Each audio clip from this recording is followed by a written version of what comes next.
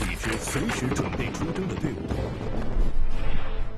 救生不说，救人救生不说。他们中走出了人民海军史上第一位女实习舰长。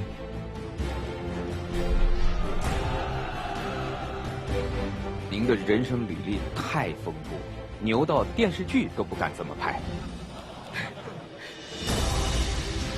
我不仅要跟女的比，我还要跟男的比。他是郑州舰实习舰长韦慧晓。敌人的弹药可分不清你是男的还是女的。34岁高龄入伍，他是如何做到仅用6年时间成长为实习舰长？当时很多人都笑我，34岁了才去赶末班车，早干嘛去了？真的吐的胆汁都出来了。我就问你还要当舰长吗？首次联动央视新闻，开启全民提问与青年代表征集。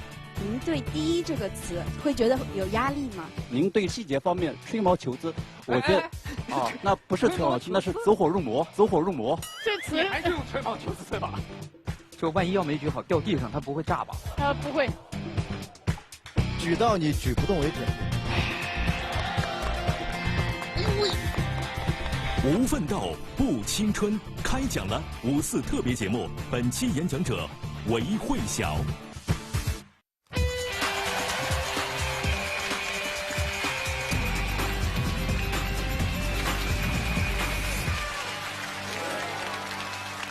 各位好，欢迎收看中国电视荧屏上首个电视青年公开课开讲了，我是主持人撒贝宁，欢迎各位。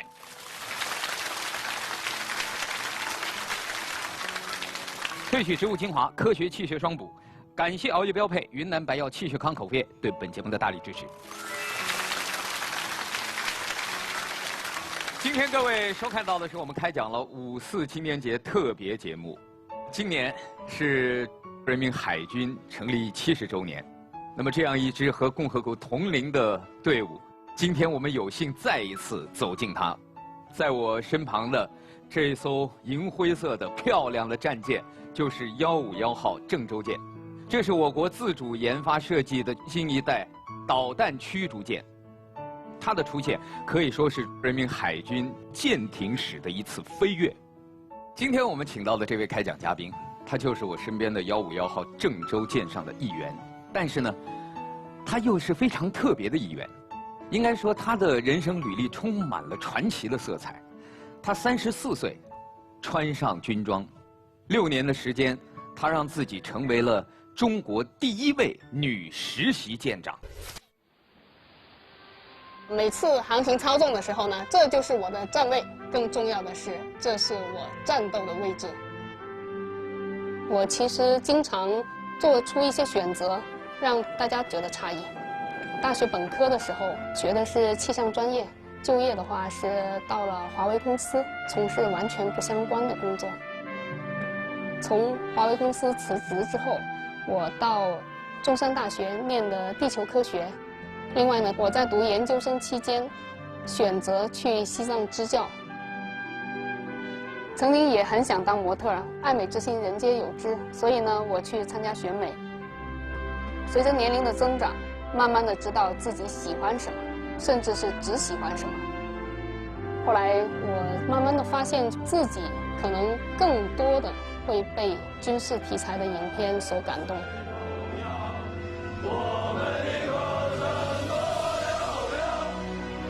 我愿意到战场上去，没有问题，我愿意。掌声有请郑州舰实习舰长韦慧晓。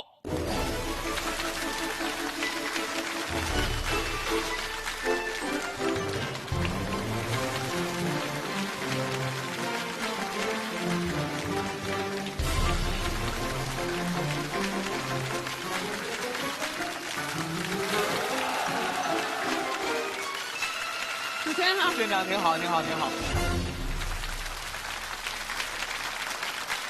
谢谢各位，谢谢各位，请坐。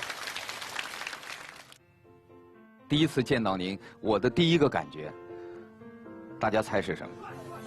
帅气呢，不用说了。今天在场的没有不帅的，包括我。今天出场有一个细节让我特别的感动，您走下舷梯之后，对着这个军舰敬了个礼，这个是为什么？这是我们舰艇礼仪的一部分。今天呢，我们的舰艇挂的是带满旗，在主桅上边是国旗。那么在下舰艇，踏到地面上的第一步，就要面向主桅上的国旗敬礼。这是一个标准的礼仪。舰艇礼仪是的。而且另外一个感受就是，看完您的所有的介绍以后，就您的人生履历太丰富了，我后来都不知道用什么言语来形容。我从网友对您的评价中找到了一句特别贴切的评价，那就是您的这种人生履历牛到电视剧都不敢这么拍。您是怎么做到的？其实现在为止，只后悔有什么事情自己想做但是没有做，但是从来没有后悔过自己做过什么事情。我其实也经历非常多挫折，我非常感谢所有这些选择带来的这些，不管是成功还是失败的经历，让我越来越自信。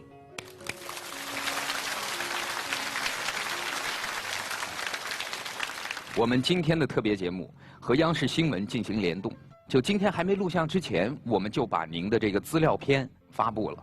很多的网友看完资料片之后，都纷纷的给我们留言和提问。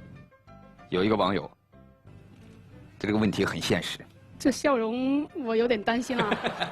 听说当年工作的时候年薪有100万，是真的吗？关键是真的吗？后面是3个问号。没有，其实这个事情可能其实是200万。其实这个事情是这样子的。当时呢，我在工作的时候，那一年呢，就是考了研究生。有一个好朋友呢，开了一家管理咨询公司，做得非常好。他听说我要去读研究生，他就说：“研究生有什么好念的？说到我公司来，我给你年薪100万。”我当时对这完全就没有兴趣，因为其实大家都知道，我学的研究生是非常冷。非常冷门的，你们笑什么？这句话不可信吗？我再用我自己非常朴素的观点来讲一下我的价值观的认识，好吗？其实有2种价值观，一种价值观呢是戴着非常昂贵的手表，好显示出来自己身价100倍；另一种价值观是我这种价值观，一块不贵的手表，因为我戴过了，所以身价100倍。哇！学到了，以后年轻人再问我的价值观，我就用这一句，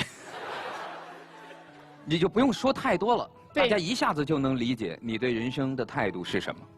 用自己的努力去赋予更多的价值，而不是获取价值或者用价值来标榜自己。没错。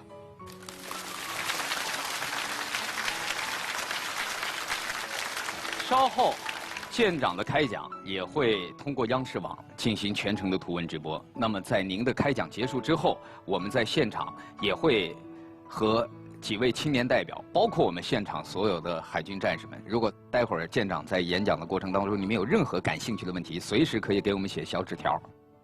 那么接下来，我们就把讲台留给韦慧晓舰长，有请舰长为我们开讲。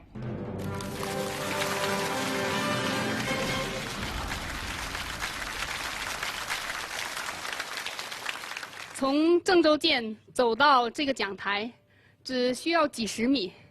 但是我从一个偏远山区、不知天高地厚的少年，走到今天，用了23年。这一路走来，我得到很多肯定，也获得不少荣誉。但是，最让我感到光荣的是，我是一名军人。今天讲台所在的这个地方，是一支和共和国同龄的舰艇部队。这是一支充满着激情和斗志的队伍，驾驭着集民族智慧和国家尖端科技于一体的先进战舰驰骋大洋。我深感自豪，也深知重任在肩。穿上军装是我的新历程。其实我在1996年就参加高考，当时我在提前批录取，填写了军校。但是由于当时招录模式的限制，没能够如愿。2008年，当我开始考虑博士毕业去向的时候，了解到了34周岁是博士应届生特招入伍的最后期限。那么这也将是我穿上军装的最后的机会，我不能再错过了。所以呢，我在做实验、写论文之余，开始着手准备。当时很多人都笑我是痴人说梦吧，因为我学的专业不相干，年龄又这么大了，可能吗？我也向大学本科军训的时候的教官请教入伍的问题，教官就非常真诚地跟我说：“你想穿军装的话，我送一套给你好了。”我可不是想玩 cosplay， 我就很认真地跟教官说：“我也要有自己的军官证，我也要有自己的姓名牌。”另一方面呢，我就开始着手准备毕业推荐材料，把所有我认为能够证明我具有这样军人的基本素质的材料都汇到一块儿，最后是200多页。2011年10月份，当我终于接到部队的电话，告诉我说即将对我展开考察的时候，那一天我终于明白漫卷诗书喜欲狂。走在校园道路上，我都能够听到树叶飘落是带着音乐的。也许有人会说，34岁了才去赶末班车，早干嘛去了？我想说的是，每个人对自己的认知是有一个过程的，不是每个人都很早就能够知道自己内心热爱的是什么。而我就是属于比较后知后觉型的，在经历了大学本科毕业、工作、考研，到西藏支教，到了08年考虑博士毕业去向的时候，那时候才清晰地认识到，喜欢纪律、好强、无私无畏的我，最适合的职业就是军人。在你没有遇到自己内心热爱的事情之前，你可能觉得做什么事情都是一样的，没什么区别。但当你遇到之后，就不一样了，你就会有了那种马不扬鞭自奋蹄的状态。我现在就是这种状态。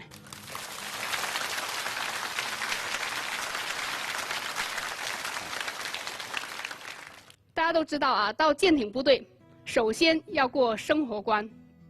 有这么几个事情，确实是让我至今为止都印象非常深刻。我到部队报到的第1天，就被告知从第2天开始要参加一个集训。跟我一起参加集训的人都是新调入到航母部队的，至少已经有2年以上军龄的战友。第一个晚上要进行晚点名了，部门长就介绍说让我上去在全部门跟前做个自我介绍。好，我很自信地走上去就直接给大家鞠了一躬。我居然不知道要敬礼，说实话，我估计当时在场的人都傻掉了，因为没有人专门教我。就是有很多细节方面的话，可能你需要一步一步，边犯错误，边克服，边去适应。还有一点啊，咱们舰艇部队非常重要的一点就是晕船。我在这先问一下咱们的战友们，完全不晕船的举个手我看看。咱们这总共有1/5，绝大部分人正常人都会晕船。那么完全不晕船的人，可能就是占刚才我们看到的这个比例，大约就是1/5。那么我呢，属于另外4/5。晕船这一关，可是我们舰艇部队所有人都必须共同克服的一关。记得第一次随着登陆舰改造的实习舰出海，那么那一天呢，我们实习学员在甲板的海图桌上边呢进行海图作业。其实风浪一点也不大，但是呢，大家都吐得特别厉害，我也不例外啊，真的吐得胆汁都出来了。扶着洗漱台，看着镜子里边脸色蜡黄的、非常狼狈的自己，我就问自己了：你还要当舰长吗？平复一些之后呢，再回到海图桌前，继续海图作业，再吐，再继续海图作业。直到现在，风浪大的时候呢，我还是会晕船，但是我不怕，而且我也相信我能够应对得越来越好。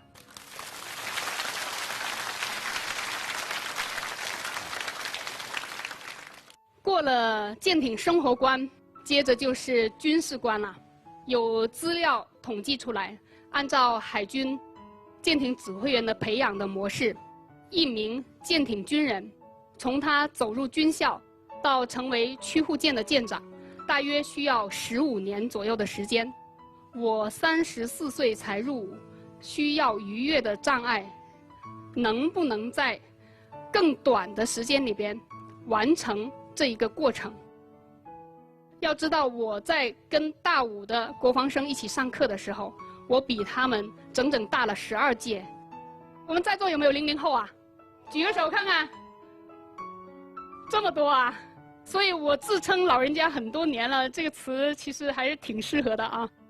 我老人家比别人大12岁的高龄，跟大5一起学习。当时很多人都说了，你博士学位都拿到了，学本科的课程有什么难的？觉得我简直就是开玩笑。以我这么多年的学习经历，我很认真的告诉大家，博士跟学士是一样的，跟任何人都是一样的，也是只能自己一步一步脚踏实地的往上爬。当时在学习航海指挥专业，考的第一门课也是最难的一门课，叫天文航海。那一门课我就只拿了62分，这时候我就着急了，于是呢想办法去调整学习的节奏，就去跟身边学过的同学虚心去请教怎么办。在1个学年的成绩下来，最后我拿到了优秀学员。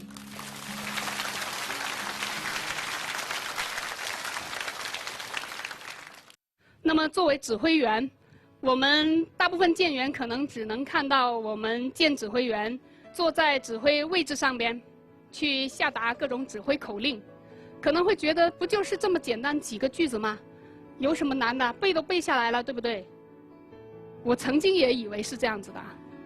我刚刚来到咱们单位，作为实习副舰长，第一次要组织抛锚的时候，当时我程序口令全背熟了，结果到了实际的现场，你站在指挥位置上的时候，你会听到包括航海长、导航兵、车中手、操舵兵，还有传令。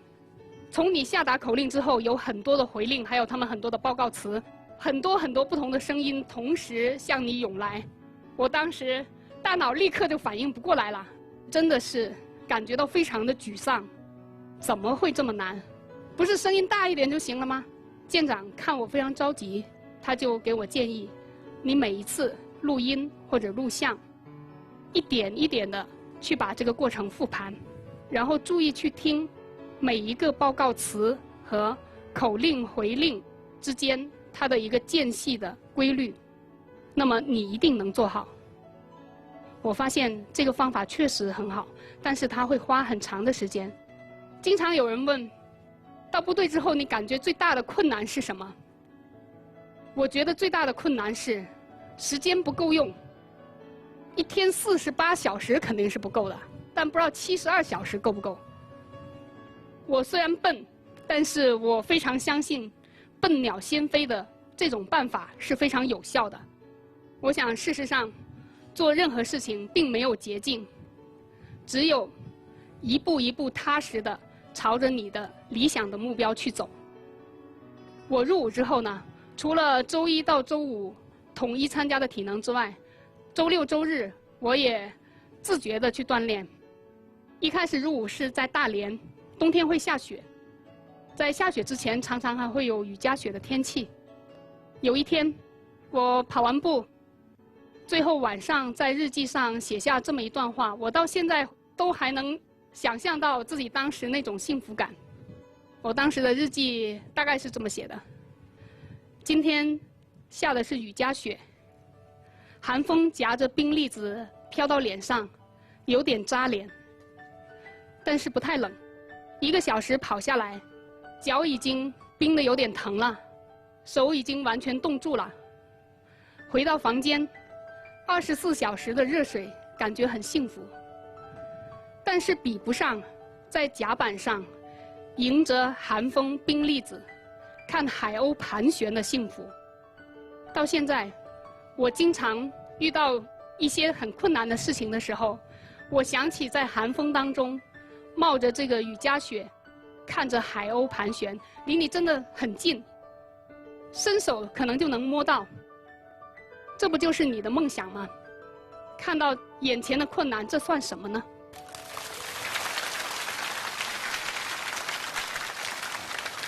我是经常这么说，时间上的第一不重要，实力上的第一才重要。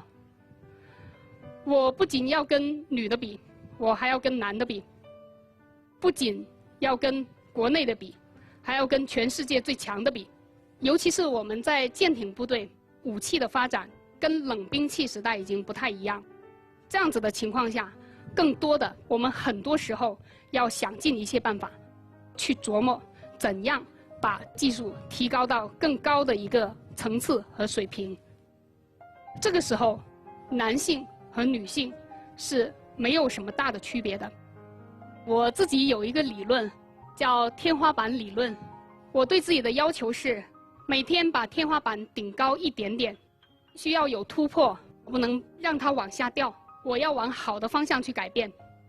我们在座的战友都知道，我即将面临舰长全训考试。对我来说，考场就是战场。我相信我能打赢这一场战斗。在打赢这场战斗之后，我还要斗志昂扬地向着下一个战场进发。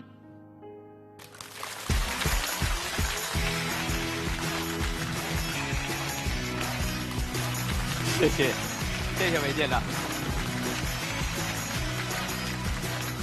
谢谢各位，谢谢各位，请坐。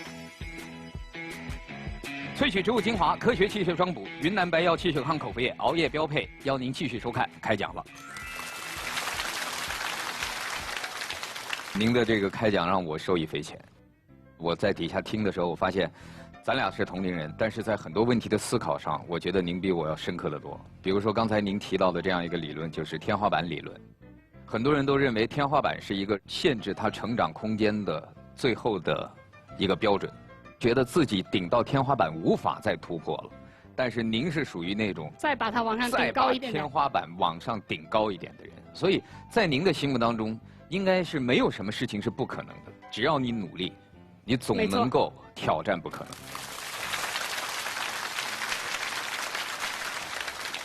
接下来是我们现场的战士们，他们写的小纸条问题。哎呦，战士们对您那个操心哦，60%、70%以上的纸条，感觉跟您爹妈一样。姐姐，确实是一家人呐。什么时候嫁人呢？有的那个语气把我乐的，刚才坐在那儿，你到底结不结婚？你要干嘛？这个问题不是早就回答了吗？不是嫁给军舰了吗？人问的是真实的生活当中。哎呀，这个问题确实有点尖锐。您可以不回答，对，这是您个人隐私问题。但我只是告诉您，很多人关心，操心死了。我讲讲我的感受。几年前，我想大家都关注过一个新闻，征集有没有人愿意去火星定居。当时据说报名火爆啊，有100多中国人也报了名，啊，而且是个单程票，回不来。问我结不结婚这事儿，就像问我想不想去火星是一样的。我觉得地球挺好的，火星谁想去谁去吧，我就不去了。哇！我认识不少火星的朋友，挺羡慕地球人的。我觉得就像您刚才说的，至少这个阶段，至少此时此刻，您的全部身心，您的全部目光是在一件事情上面。48小时都不够用，哪有空考虑别人认为我应该做的事儿啊？那不是我想做的呀。别人认为我应该做，哎呀，那火星你爱去去吧，不用带我了。在座的各位地球人，拜托照顾好姐姐。接下来这个问题非常特别，也是来自于一位现场特别的观众。韦舰长您好，我是配合您全训考核的直升机机组飞行员，哪位能站起来？我们，哦，您好，请问舰长，全训考核您是否有100%的把握？其实全训考核不只是考舰长，其实是对舰艇的一个全科目、全流程的考核，包括全体舰员的一个基本技能的考核，比如说灭火啊这样的基础训练，比如说在港岸期间的一些训练，在海上期间肯定就涉及到舰载机跟舰载机飞行员这边的配合了。那你主要是怎么配合这个全训考核？因为我单位的所属关系是我们舰艇编队每年也就是1年1度的实习舰长全训考核，我们是过来配合他们完成相应的科目和训练。这期间就牵扯到一个直升机的起降部署，整个的指挥是由舰长去参与的。是的，整个的过程是相互沟通、相互协同作战的一个过程。所以他问的问题是：您面对这个考核，您是否有信心能够？非常有信心，我希望我能够拿到超过100分。刚才您说了，您第一次接到海军的电话的时候，那个心情叫漫卷诗书喜欲狂。我再送您一句：预祝您考核成功之后，春风得意马蹄疾，一日看尽长安花。感谢。好，接下来6位现场的青年代表，大家有什么问题跟韦舰长交流？您好，司老师，您好，韦舰长，我是来自151舰机电部门的舱段班长，我叫丁世彤。我跟韦舰长在同一个单位工作，我们在通道上的话会经常偶遇嘛。偶遇的话，我们这个就发生了小故事，对吧？小故事。呵，自己还没说，耳朵先红了。没有。有这么一回事啊，就是当时我跟韦舰长在通道擦肩而过啊，韦舰长把我叫住了。我当时在想什么事情啊？然后他跟我说了，你的领带歪了。我看了半天，没有歪啊。后来我再仔细看了，好像确实歪了1毫米。导致后面每次见到韦舰长，不管对没对，着装有没有问题，我都会不自觉的打量一下，没问题啊，走过去了。有问题的我赶紧往旁边闪，先整好了，等我们舰长走了以后再出来。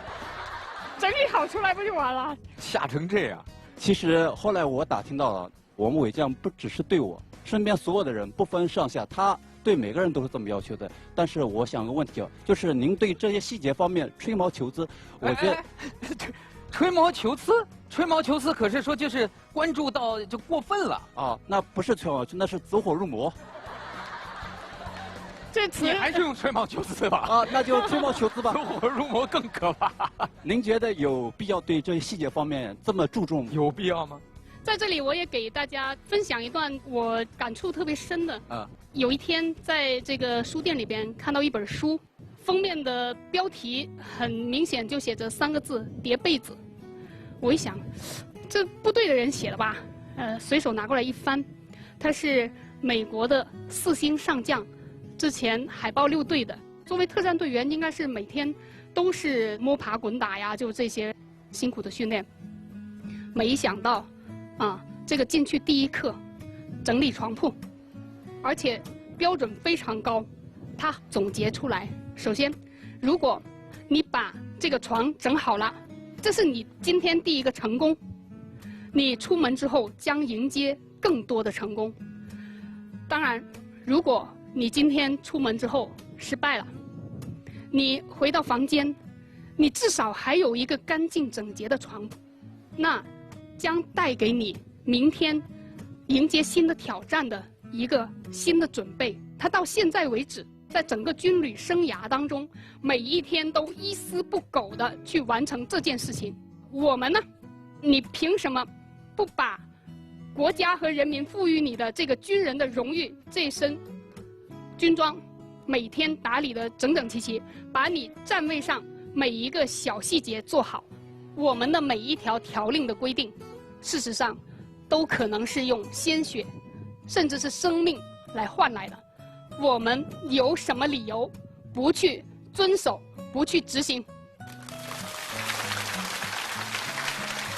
如果你真能做到极致，做到比别人更敬业，你就离成功比别人更近一点。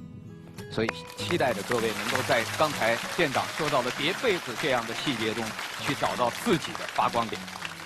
下一位，大家好，我是张婷，来自温州市公安局特警支队，我是一名排爆手。看不出来啊，因为排爆服我以前感受过，很重，是重达35公斤，70斤啊，70斤。你体重有多少？我体重也不小啊，看不出来啊。刚刚呢，听了韦舰长的演讲，我觉得感触特别深，因为我们从事的行业其实有一个共同点，就是女性特别少。我所在的这个排爆中队，主要是担负着温州地区的涉爆的警情、现场的处置，以及国内的各类的大型活动的防爆安检工作。在这一块的话，我觉得作为一个女性，经常会被贴上很多的标签。比如说我出去的时候，有时候别人会介绍说这是温州特警第1位女排爆手，所以我觉得这个第一其实是一种荣誉，当然也会是一个放大镜。我想问一下舰长，您对第一这个词会觉得有压力吗？我其实也经常会思考类似的问题。事实上，刚才也讲过，时间上的第一真的不是那么重要啊。对，实力上的第一才更为重要。常常大家会有这么一种习惯性的做法，比如说一件事情其他人做了，你可能就是看不出什么毛病啊。但如果是一个博士做了，那可能大家就要用放大镜来看，女博士做的显微镜，是不是啊？我也经常听到有人说你会成为海军第1位女舰长，但我的态度也非常的明确，我们首先是军人，其次是舰艇部队的军人，再次才是女舰员。大家都知道啊，敌人的弹药可分不清你是男的还是女的。在以前我所经历的这些领域，没有人有这样的性别偏见。我想，在新时代的中国军队当中，也不会有。其实我觉得“第一”这个词对于女性来说，它不仅仅是一种对自我的突破，而且更重要的，其实也是我们作为公职人员对于保家卫国的这份责任。其实我们也能做，而且能做得更好。我觉得你们2位应该握个手。温州第1位女排爆手，来，我也向你致敬。我希望以后有更多的女性加入到我们这个队伍，让这个第一像韦舰长说的，它不是时间上的第一，而是实力上的第一。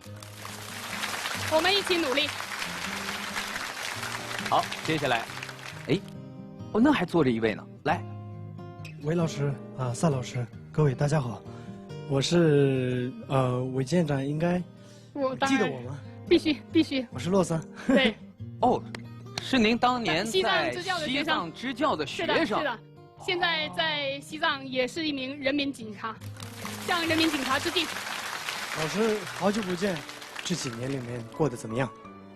过得非常好。难怪你一直埋伏在那个角落，你是怕坐在前面一下子就被韦老师发现。对，我想给老师一个惊喜。对，老师，我觉得你特别帅。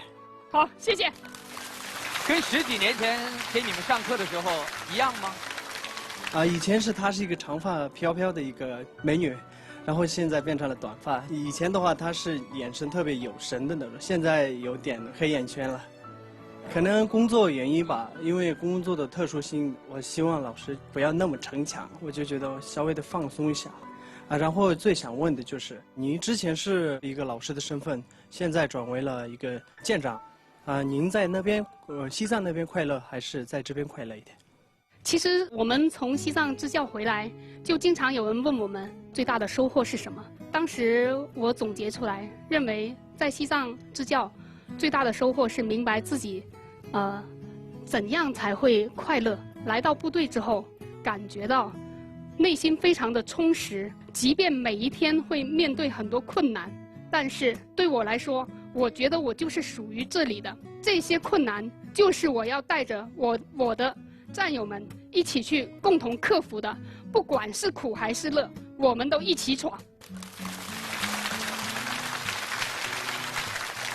虽然是不同的人生阶段，虽然面对的是不同的面孔，但是这个快乐有一点相通之处，是赋予周围的人更多的价值，是赋予他的事业更多的价值。所以我想他支教的时候，他最大的价值就是帮助学生们，看着孩子们实现他们的梦想。我当时拍过一张他们正在自习的照片，然后我给那张照片取的题目就叫“你有没有看到小树正在静静的成长”。有。现在小树长大了，长高了。谢谢老师这几年当中给我的关怀。我在祖国的那一头守护我们边疆，你在祖国这一头保驾护航，我们一起努力。谢谢罗桑。谢谢。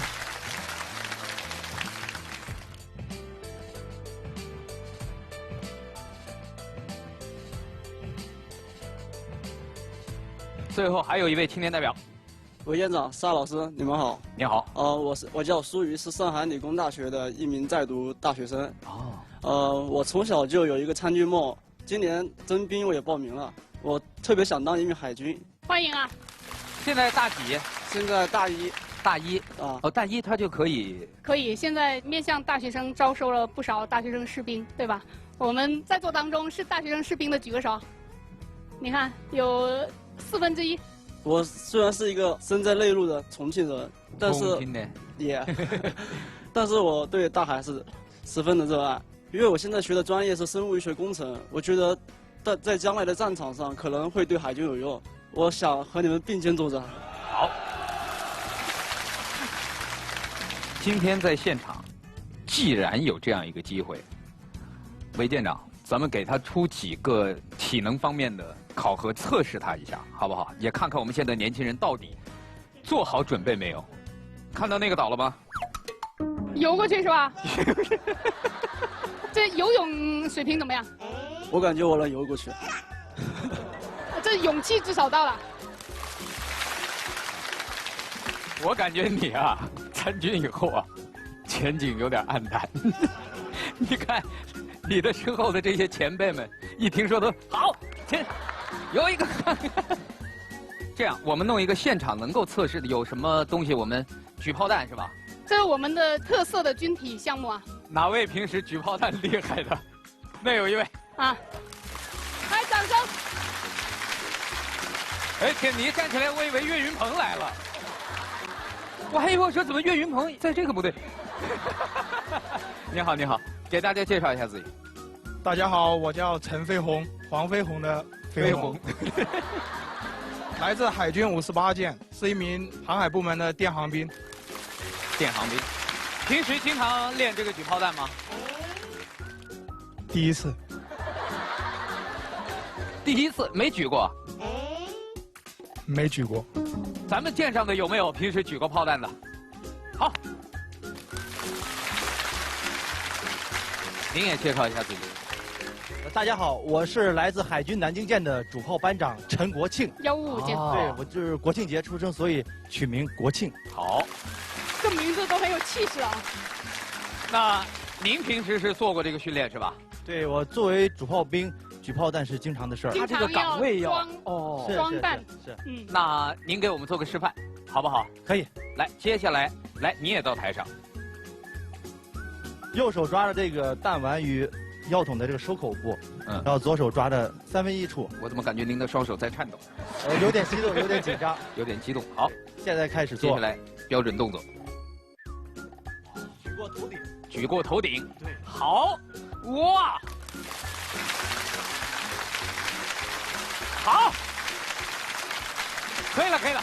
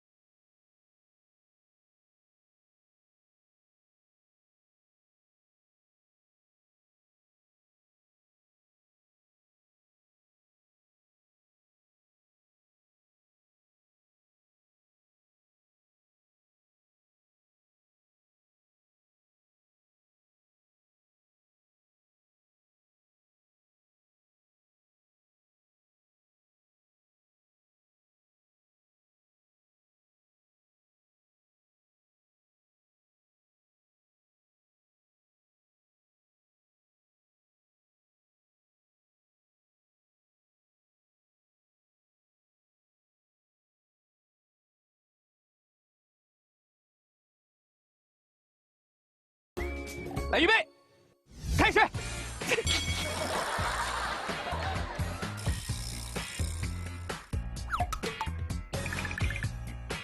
哎呦喂！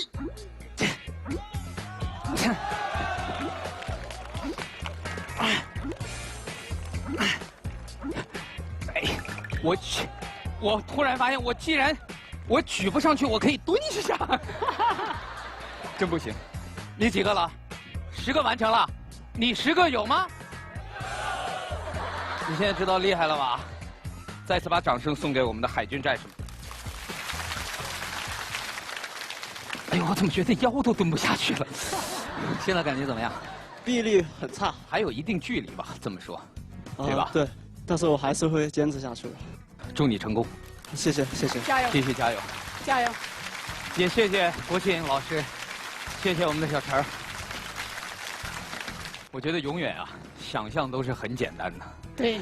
尤其刚才战士们喊10个的时候，我心里还想，这么瞧不起我们，这么简单是吧？这么瞧不起我们吗？后来发现，谢谢大家。这个给了咱们年轻人一个标准。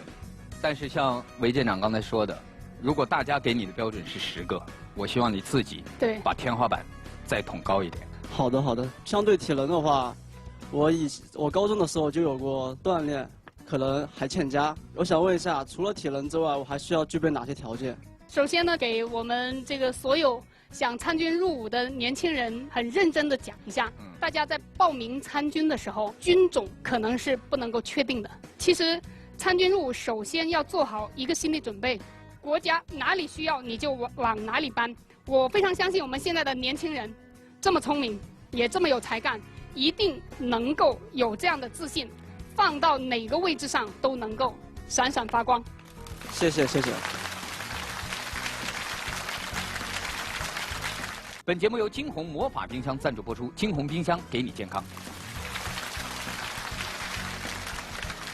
我们今天的开讲呢接近尾声，但是就在开讲前，我的编导告诉我说今天很有可能军舰还要执行任务。是的，这是一支永远在征程上的队伍。期待着各位能够平安回来，期待着各位每一次的航行都能够顺利圆满。长风破浪会有时，直挂云帆济沧海。感谢各位收看我们今天的开讲了5次特别节目，下一期节目再见。谢谢舰长，谢谢小三，祝您远航平安顺利。必须的。